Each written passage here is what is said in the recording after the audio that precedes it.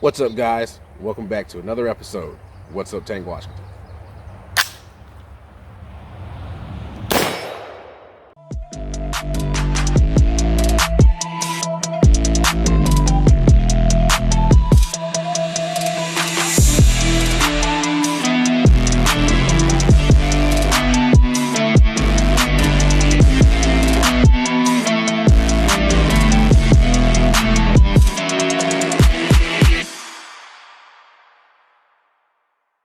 What's up, guys, and welcome back to the channel. Today we're going to be talking about different types of firearms and their uses.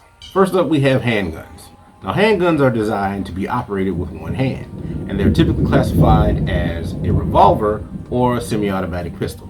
These firearms are typically used for personal defense, concealed carry, target shooting, or recreational shooting.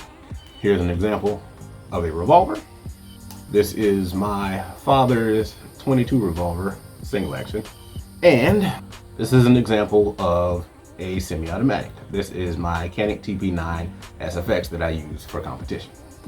Next up, we have rifles. Rifles are long-barreled firearms that have a rifle bore that causes the bullet to spin. This spin helps in increasing accuracy. Now, rifles, they are an extremely versatile tool that can be used for a wide variety of reasons, such as target shooting, precision shooting, and hunting, just to name a few.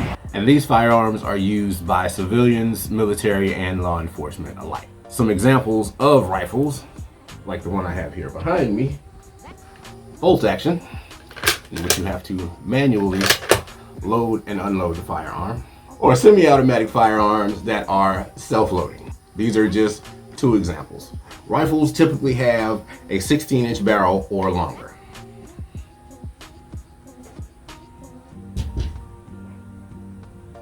Next up, we have shotguns. Now, shotguns are firearms that fire shells containing either multiple smaller projectiles, or in this case, it fires one large projectile. The shells that contain multiple smaller projectiles, the smaller projectiles are called shot, while the single large projectile is called a slug. Now, shotguns have several different configurations. I have two at the moment.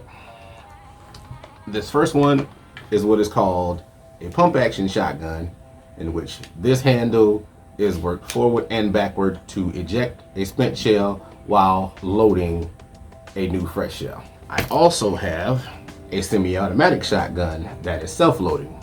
As you fire the gun, it both ejects the spent shell as well as reloads the fresh shell. Now, next up, we have lever action guns. A lever action rifle is a firearm that uses a lever mechanism to cycle the chamber and eject a spent shell and reload a fresh shell. You may recognize lever action guns in westerns or cowboy movie types, but they do have practical applications today in hunting as well as in sport shooting. Do not judge me, because this is the only lever action gun that I have, but it's still a basic example of what the firearm looks like. Yes, this is a Red Ryder carbine, and lever action rifles function similar to this. Now, there are several other classifications of firearm. Those I do not own, or I don't have out here with me at the moment. There are single shot shotguns, in which you have to manually remove the shell and replace a new shell by hand every time you fire. There are submachine guns, which is a smaller firearm that is capable of either select or fully automatic fire.